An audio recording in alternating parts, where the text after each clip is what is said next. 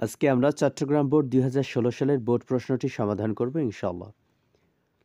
A Garment industry in Bangladesh is one of the major sources dash but this sector is afflicted with many problems. বাংলাদেশের পোশাক শিল্প বৈদেশিক মুদ্রা অর্জনের অন্যতম প্রধান উৎস, তবে এই খাতটি অনেক সমস্যার মধ্যে। তাহলে অনেক সমস্যার মধ্যে এই খাতটি, তাহলে এ নাম্বার সঠিক উত্তর হচ্ছে অফ আর্নিং ফরেন কারেন্সি, কারণ সোর্স এর পর সর্বদাই অ্যাপ্রোপ্রিয়েট প্রিপোজিশন অফ বসে, তাই অফ বসিয়ে ভার্বের সঙ্গে আইএনজি দিয়ে বাকি অংশ হয়েছে। B once Timur attacked the province of a powerful prince when the prince heard the news dash একবার তৈমুর এক শক্তিশালী রাজপুত্রের প্রদেশ আক্রমণ করেছিল।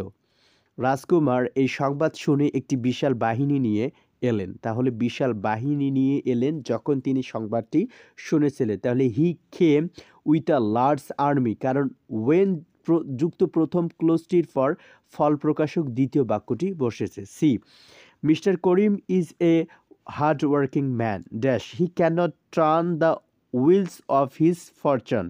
জনাব করিম একজন পরিশ্রমী মানুষ, কঠোর পরিশ্রম করা সত্ত্বেও সে তার ভাগ্যের চাকা ঘোরাতে পারেনি। তাহলে C number he in spite of his working hard. D number success does not come to a man automatically when a man work in a systematic way. সাফল্য কোনো মানুষের কাছে আপনা আপনি আসে না। কোনো মানুষ যখন নিয়মিত পদ্ধতিতে কাজ করে তখন সে তার ভাগ্যের চাকা ঘুরিয়ে দিতে পারে। তাহলে D number he can turn the wheels of his fortune, কারণ ওয়েন যুক্ত ক্লোজ এর অর্থ অনুযায়ী পরবর্তী বাক্যটি বসেছে। E number female education is a crying need for our country, it is good sign that nowadays dash নারী শিক্ষা আমাদের দেশের জন্য খুবই গুরুত্বপূর্ণ। এটি একটি ভালো লক্ষণ যে আজকাল আমাদের দেশের মানুষ মেয়ে শিশুদের লেখাপড়ার প্রতি জোর দেয়। তাহলে ই নাম্বার হবে the people of our country give emphasis on the education of girl children, কারণ পূর্ববর্তী বাক্যের সাথে মিল রেখে নাওয়েডেসের পরে দ্বিতীয় বাক্যটি বসেছে। F number motherland is like haven, it is our secret duty dash our motherland. মাতৃভূমি স্বর্ণের মতো, মাতৃভূমিকে ভালোবাসা আমাদের পবিত্র কর্তব্য। তাহলে ভালোবাসা তাহলে হবে টু লাভ, কারণ ডিউটি এর পরবর্তী অর্থ অনুযায়ী infinitive verb to plus V one বসেছে। G life should not be considered dash it is full of sorrows and sufferings. জীবনকে পুষ্পসজ্জা হিসাবে বিবেচনা করা উচিত নয়, এটি দুঃখ এবং যন্ত্রণার পূর্ণ। তাহলে এটি দুঃখ এবং যন্ত্রণায় পূর্ণ। G number a bed of roses, কারণ বাক্যের পূর্ববর্তী অংশের সাথে সঙ্গতি রেখে noun phrase a bed of roses বসেছে। H number when you dash work you will go home, আপনি কাজ শেষ করার পরে বাড়িতে যাবেন। তাহলে আপনি কাজ শেষ করার পর বাড়িতে যাবেন।